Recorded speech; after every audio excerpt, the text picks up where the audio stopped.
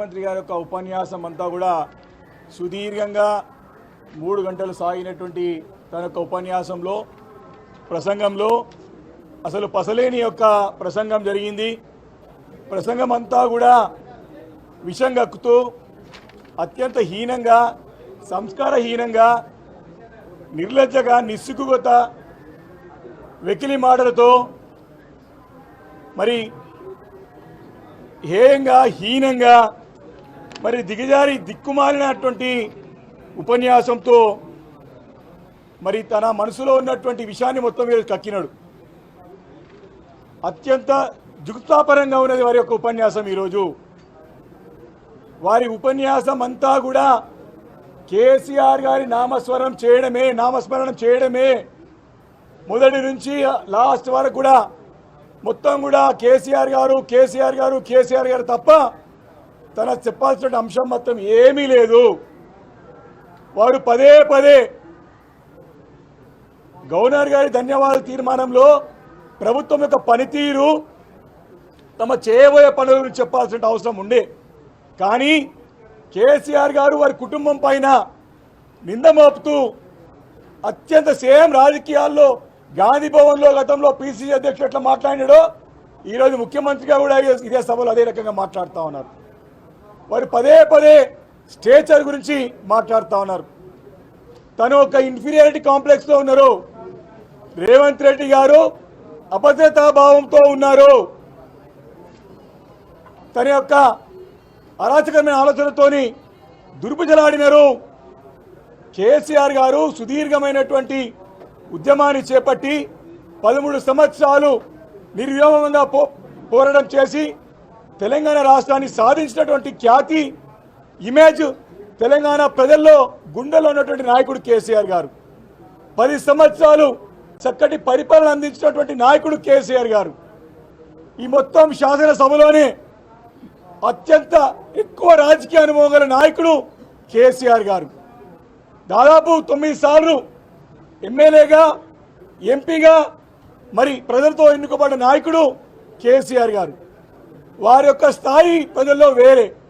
వారితో పోల్చుకొని ఎప్పుడు కూడా అభద్రతా భావానికి లోనై మరి ఈ రకమైనటువంటి స్టేట్మెంట్ చేస్తూ ఉన్నాడు. మరి దిగజారిపోయి చావు కొడతా ఉన్నాడు. నిన్న తెలంగాణ సమాజం అంతా కూడా గుమ్మత్తి పోసింది రేవంత్ రెడ్డి గారి మాటలకి. ఈరోజు కూడా వారు ఏం మాట్లాడతారు? ఈరోజు నేను వారు ననలేదు, పార్టీ ననినా పార్టీ మార్చిలో పోతా అని చెప్పి అనుకుంటూనే మరి ఆ స్థానం నాకు వస్తుందా? రేపొద్దున ఏమైనా అయితే ఈరోజు ఈ మాటలు రికార్డులో ఉన్నాయి. సమాజం అంతా గమనించింది. అనుకోని ఏమైనా ఆ సీటు గురించి పోటీ పడేది మేము కాదు కదా, వాళ్ళు కదా అని చెప్తా ఉన్నాడు రేవంత్ రెడ్డి గారు. అనుకోని ఏనైతే అందరికీ అనుకోని అవుతుంది. చెప్పలేము నీ ప్రభుత్వం ఉంటుందో ఊడిపోతుందో, నీ ప్రభుత్వం నిలబడదో అనుకోరానిది ఎక్కడైనా ఏమైనా కావచ్చు, ఎప్పుడైనా కావచ్చు. అది గుర్తుపెట్టుకో అని చెప్పి మేము హెచ్చరిస్తా ఉన్నాం రేవంత్ రెడ్డి గారిని.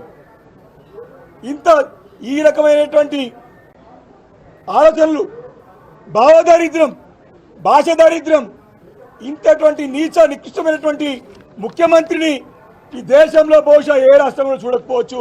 దురదృష్టం ఈరోజు ముఖ్యమంత్రి ప్రజలు చూడాల్సినటువంటి సందర్భం ఏర్పడదని చెప్పి మనం చేస్తా ఉన్నాను. ఈరోజు వారేదో జీతం ఇస్తున్నారంట. అరే బాబు, కేసీఆర్ లేకపోతే తెలంగాణ ఎక్కడిది? తెలంగాణ లేకపోతే నీ ముఖ్యమంత్రి ఎక్కడిది? ఒక్కసారి ఆలోచన చేయి.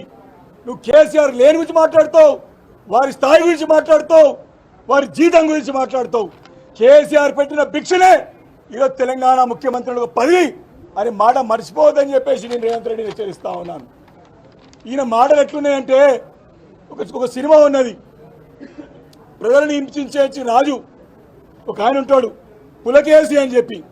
సేమ్ ఆయన తీరాదీనం పెట్టరాదు.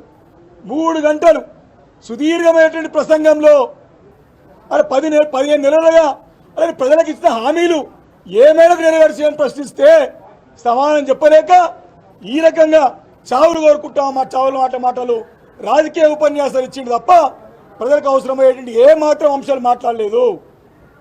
ఇంకేం మాట్లాడతాడు? గవర్నర్ ప్రసంగంలో సంబంధం లేని విషయాలు అనేక విషయాలు మాట్లాడినాడు. ఎవరో దుబాయ్లో కానీ చనిపోతే ఇంకోటి చనిపోతే అది మా పార్టీ నాయకులకు ఆపాదిస్తాడు. అది ఇది గవర్నర్ ప్రసంగంలో ఉందా సబ్జెక్టు? పట్టు లేదు. ప్రజలందరూ కూడా నిన్ను నిలదీస్తున్నారు. రేవంత్ రెడ్డి గారికి ప్రభుత్వం పైన పట్టు లేదని చెప్పి గల్లీలో ఉన్నటువంటి గ్రామాల్లో ఉన్నటువంటి ప్రతి ఒక్కరి నుంచి ఈరోజు నగరం వరకు మాట్లాడుతూ ఉన్నారు. నిజంగా పట్టు లేదు, నాకు పట్టుంది అని చెప్పి మాట్లాడుతూ ఉన్నాడు. నిజంగానే నీకు పట్టుంటే, నిజంగానే నీకు దమ్ముంటే 6 మంత్రులని 15 నెలల నుంచి కూడా ఎందుకు నువ్వు పెట్టుకోలేకపోతావు అని చెప్పేసి ఈరోజు ప్రశ్నిస్తూ ఉన్నాం.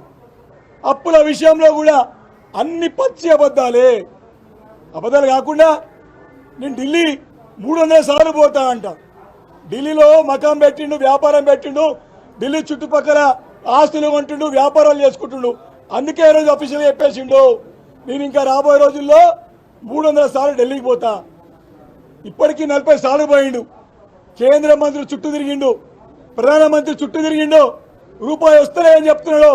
ప్రధానమంత్రిని ఎదుర్కోలేక ఇక్కడ కేంద్ర మంత్రి కిషన్ రెడ్డి అడ్డుకుంటుండని చెప్తున్నాడు.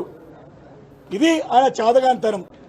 ఇక్కడనేమో ప్రధానమంత్రి మంచోడు పెద్దన్న అంటున్నాడు, కానీ రూపాయి వేయలేకపోయింది. ఇప్పటి వరకు సమాధానం చెప్పలేకపోయిండు. ఈరోజు చాలా క్లియర్గా బీజేపీ కాంగ్రెస్ యొక్క అనుబంధం బయటపడ్డది. బీజేపీ ఎమ్మెల్యేనే పేపర్ స్టేట్మెంట్, ఓపెన్ స్టేట్మెంట్ ఇచ్చిండు. మా పార్టీ నాయకులని, సీనియర్ నాయకులని రహస్యంగా ముఖ్యమంత్రి కలుస్తున్నాడు అని బాధంగా బీజేపీ పార్టీ ఎమ్మెల్యే చెప్తే, ఈరోజు సభలో ముఖ్యమంత్రి గారు బీజేపీ ఫ్లోర్ లీడర్ని మా నాయకుడే భవిష్యత్తులో ఇక్కడ వచ్చి పనిచేస్తాడని చెప్పి ఓపెన్ స్టేట్మెంట్ ముఖ్యమంత్రి గారు ఇచ్చింది. ఈరోజు దీన్ని ప్రజలందరూ గమనిస్తూ ఉన్నారు.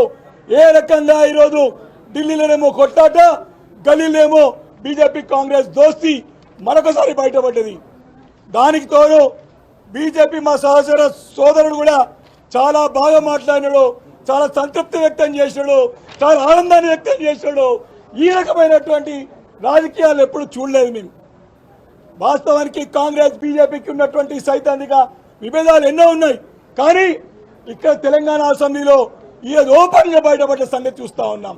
కాబట్టి ముఖ్యమంత్రి గారు 3 గంటలుగా చేసిన ప్రసంగం అంతా కూడా పసలేనిది, కేవలం విషంగెక్కింది తప్ప దాంట్లో ఏ సందేశం లేదు, సారాంశం లేదు, ఒక దిశ లేదు, దశ లేదు.